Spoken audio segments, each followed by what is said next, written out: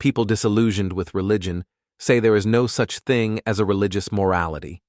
They claim there is only a set of texts from which you can extract anything and justify whatever you need. Take Judaism, for example, the famous commandment, "You shall not kill."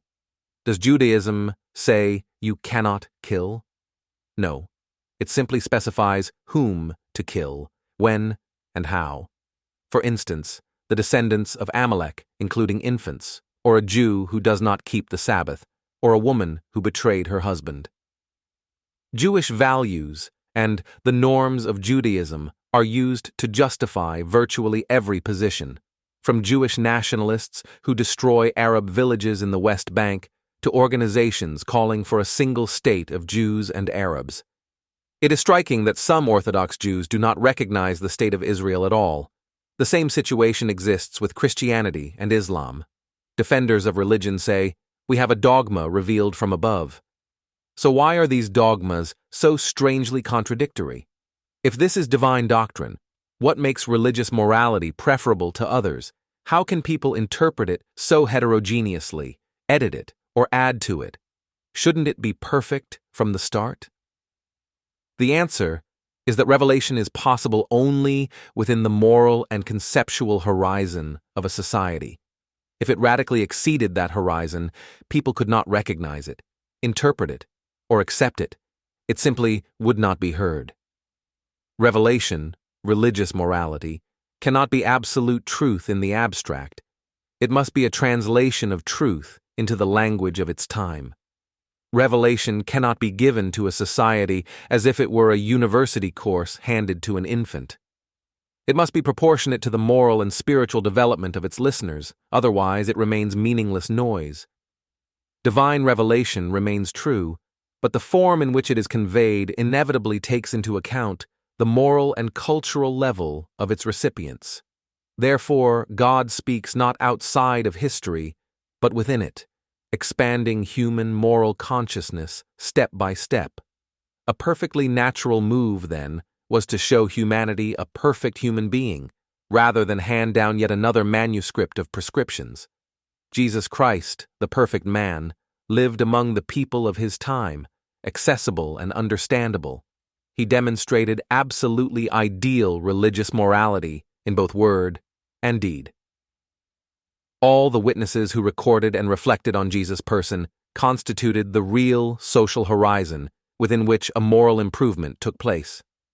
Let us compare the person of Jesus, his teaching and actions, with the 10 Commandments of the Old Testament. Jesus does not abolish the Decalogue, nor does he confront it head-on, but he shifts the focus from external observance to the inner state of the person. Jesus declared, "Do not think that I have come to abolish the law or the prophets. I have not come to abolish, but to fulfill." The word fulfill, Greek, plero, means to bring to fullness, to reveal the authentic meaning, not merely to carry out something formally. The 10 Commandments are mostly framed as external behavioral norms. Do not kill, do not commit adultery, do not steal, do not bear false witness. Jesus takes the next step.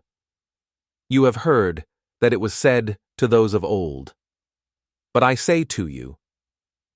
The point is that sin does not begin with an act, but with an inner rupture. He asserts that these commandments are not legal norms, but existential conditions. Not simply, do not kill, but be reconciled. Not simply, do not steal, but share with those in need. Not simply, do not lie, but be truth. Not simply, do not take revenge, but forgive. It is a shift from minimal moral adequacy to active love.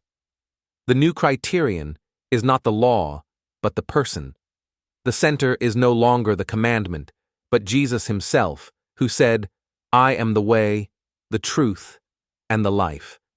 The standard is no longer whether my action conforms to a rule, but whether it conforms to the image of Christ.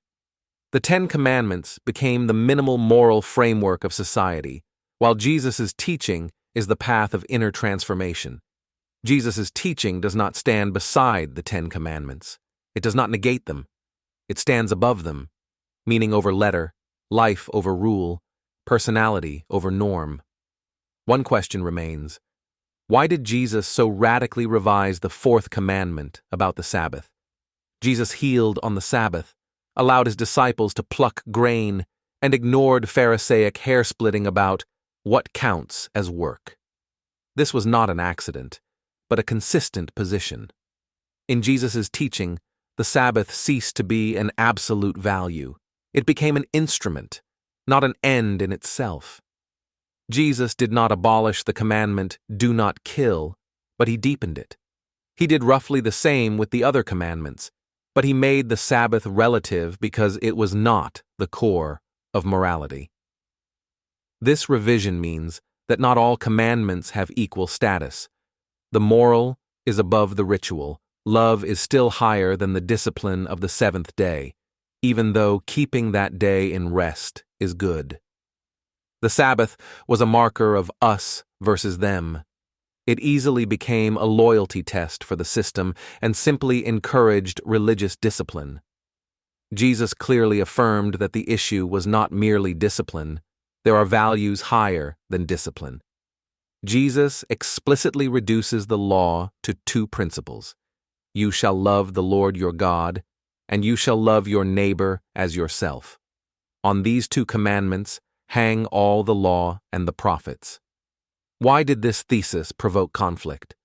Because Jesus really cut away the unnecessary, and for Jews, this was very painful. Jesus broke Sabbath prohibitions associated with sinners, touched the sick and ritually unclean, elevated love above ritual, denied the temple as the absolute center of religious life, and declared that food does not defile a person. The old code of religious life was revised by the life of Jesus. Jesus recognized under the law and the prophets only what pertained to the high divine truths and rejected the secondary elements in the Old Testament that had been produced by human beings. Thus, Jesus did not leave behind a new code of rules. He himself became the measure and source of religious morality. The law ceased to be a text demanding endless interpretation and became an embodied reality open to imitation. In him, morality is no longer fixed in prescriptions, but manifests itself in a living relation to God and to other people. Jesus does not appear as another lawgiver, but as a catalyst of moral consciousness, translating religion from a mode of compliance into a mode of life. Where people once asked, "What is permitted?" A different question now arises. How would Christ act? In this sense, Christianity is founded not on a code, but on a person, and that is why it can renew morality without rewriting it from scratch.